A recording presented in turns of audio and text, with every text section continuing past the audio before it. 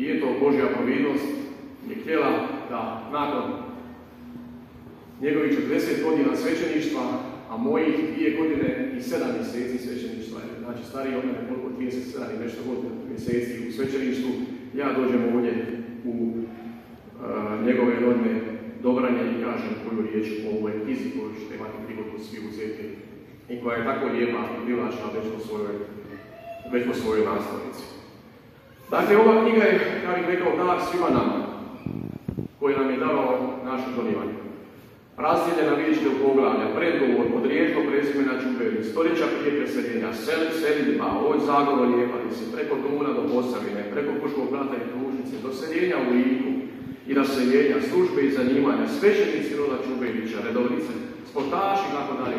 Sve je to jako lijepo razrađeno po poglavljima i naravno na koncu korišteni izvori i literatura. To je ono nama povećano možda i najvažnije. Što je, na temelju čega je to sve skupa napisano. I onda na koncu knjige imate i izvore i literaturu, a to su naravno izvori iz našeg Splitskog radijskog arhiva, stanje duša, 1725 i 1727, zatim razna stanja duša ove župe iz raznih godina, zatim stanja duša župe Cista Velika, matice vjenčanih, krštenih, umrlih i tako dalje. Naravno, dakle, i župne knjige drugih mjesta u našoj domovini i u Bosni i Hercegovini, naravno, dakle, župa Gračac, Ljubično polje, Turić, Ramošnica, Bikać, Osijek, Kočepča, župa, Uskoplje, Podvučja, Otočani, BiH, Rodoslovlja, Čubela i tako dalje. Dakle, sve je to jedan golemi materijal, kao kad čovjek gradi neku kuću, neku zgradu, gdje sad treba izabrati na temelju čega to izgraditi. Sve je to, kao što rekao, bio golem posao, koji je svoj vrhunac dosagao u rodoslovljima. Rodoslovljima, to je ono što je možda nama nekako kako bi rekao, privlačnije vidjeti svoje korijene. Svako od nas ima tu želju nekako usađenu, koja je, ja bih rekao, i od Boga usađena u nama, da znamo tko smo i što smo, kao što je rekao on je lijepo u propovjedi, dakle da smo Božja želja u ovome svijetu, a u ovome svijetu kao Božja želja, kao putnici putujemo prema gore, želimo znati koji su nam korijeni.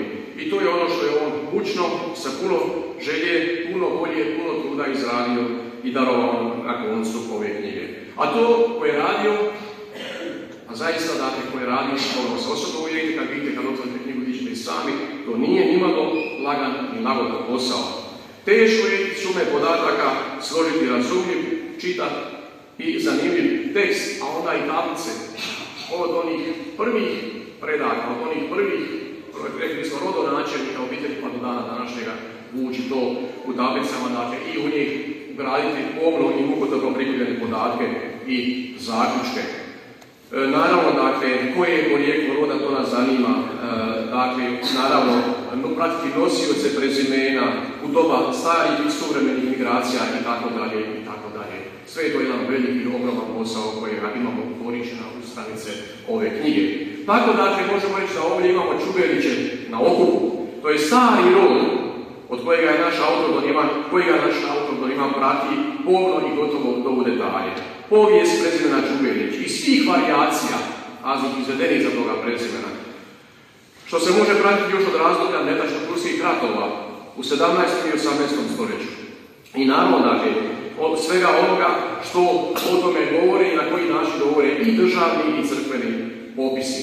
U nama je, kao što rekao, usađena ta želja da znamo svoje korijene i ljudsko sjećanje i obitelj.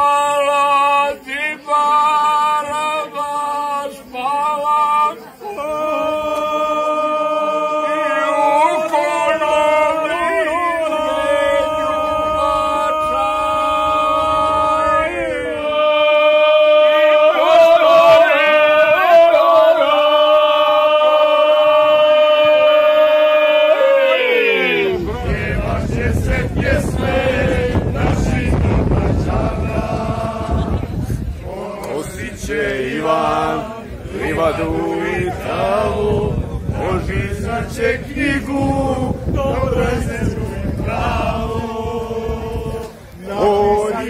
Ivane, pobratine bio, jesi skoro na Dobragan bio. Jel dobra sto polje uzorano, jel na njemu žito posijano.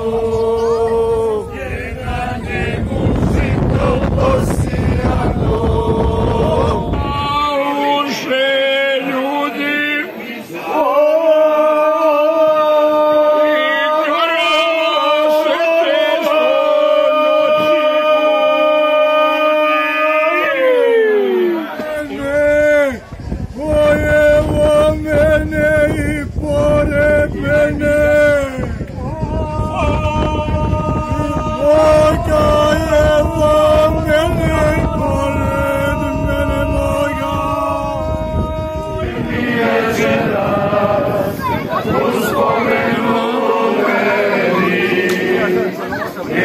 dirajte mi ravnicu, jer ja ću se vratiti.